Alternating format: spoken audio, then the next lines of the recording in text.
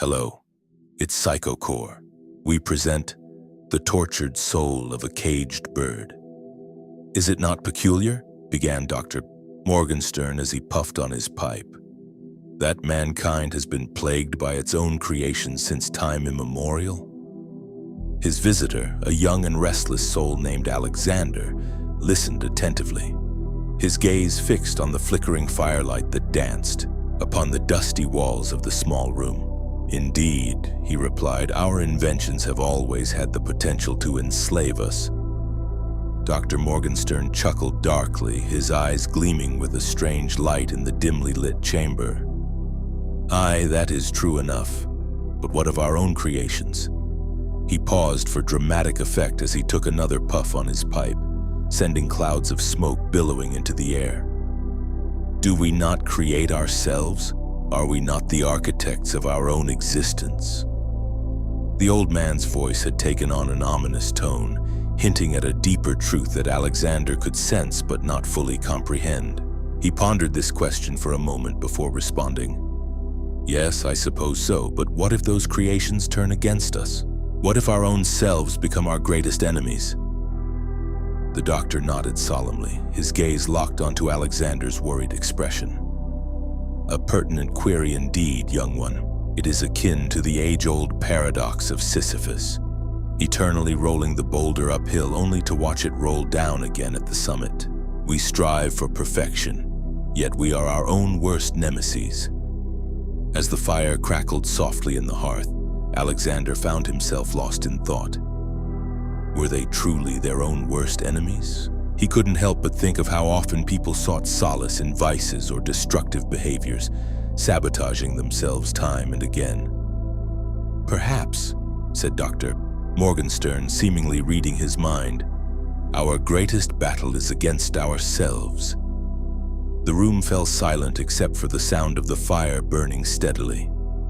Alexander felt a chill run down his spine at this revelation. It seemed so bleak, so hopeless. But was it true? Was he fighting an internal war without even realizing it? But why?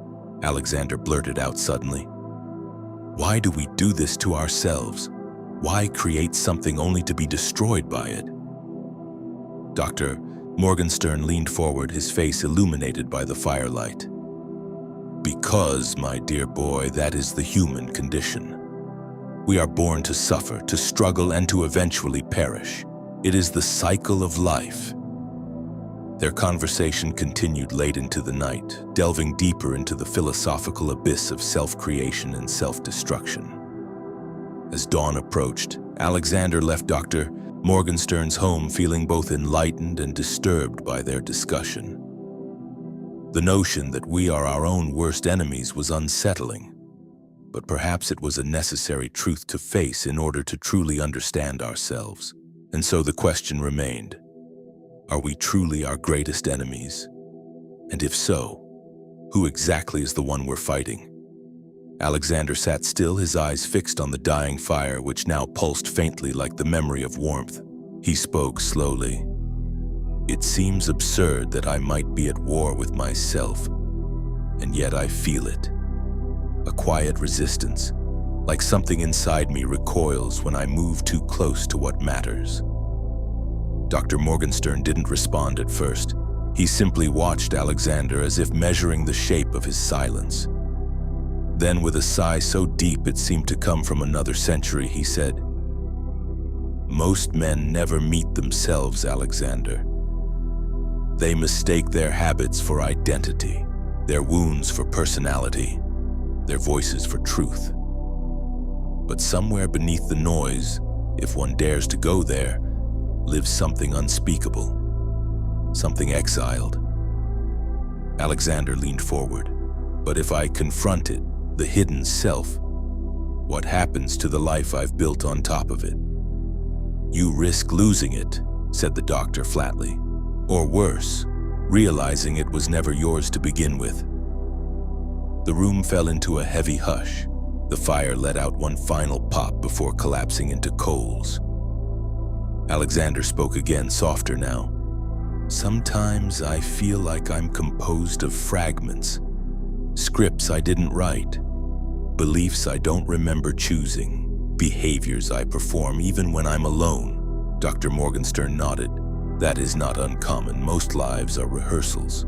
The tragedy is that the actor never exits the stage. He stood slowly, walking to the window, though the night outside offered nothing but reflection. You asked earlier why we do this to ourselves, why we create only to be consumed by our creations. I believe the answer lies in terror, not of pain, but of reality. To be whole is to be exposed, and so we fracture. Alexander let the words settle. He could feel them tightening something in his chest, not with panic, but with a strange clarity. I don't know how to begin, he confessed. To stop performing, to stop lying to myself, to become whatever it is I've buried. The doctor turned from the window, his voice now quieter, almost tired. You don't begin. You notice. You notice the tremble behind your smile, the silence between your thoughts, the pause before you answer a question. That's where the self hides, not in the grand gesture, but in the interruption. Alexander closed his eyes, and for the first time that evening he didn't feel like responding. Not because he was lost, but because he was listening, not to the doctor, but to something deeper, something that had always been there, watching, waiting. And for a moment it felt like the war inside him paused, not ended, but paused, as if the fragmented pieces had stopped arguing just long enough to notice each other. No dramatic revelation followed, no resolution, only the echo of firelight on the walls and the knowledge that a conversation, a real one, had occurred. And in that quiet, uncomfortable space between what had been said and what could never be said, something stirred. Not peace, not truth, but something far more dangerous. Recognition. He left the house before the sun rose. The sky was still black, the street lamps buzzing faintly as if resisting the dawn. The cold air stung his cheeks and cleared the remnants of the night's metaphysical fog. The walk home was long, but for the first time in weeks he didn't feel hurried. He let the silence stretch around him. He let himself breathe, not just from his chest, but from the hollow ache behind his sternum. That place where fear had lived, undisturbed. Days passed, then weeks. The conversation remained. Sometimes he thought he was going mad. Other times he realized madness had been the script he'd memorized just to survive. He stopped pretending he was fine. He stopped answering texts with "I'm good." He stopped avoiding mirrors. One night he wrote a letter, not to anyone else, to himself. It began simply, "I miss you." And the tears came not like a storm, but like the gentle cracking of something long frozen. He didn't try to fix it. He didn't try to explain. He just let it break. And in that breaking, he found something sacred. The pieces. Not a puzzle to be solved, but proof that he had once existed whole. And maybe, just maybe, could again. If you enjoyed this story, please subscribe, like, and share the video.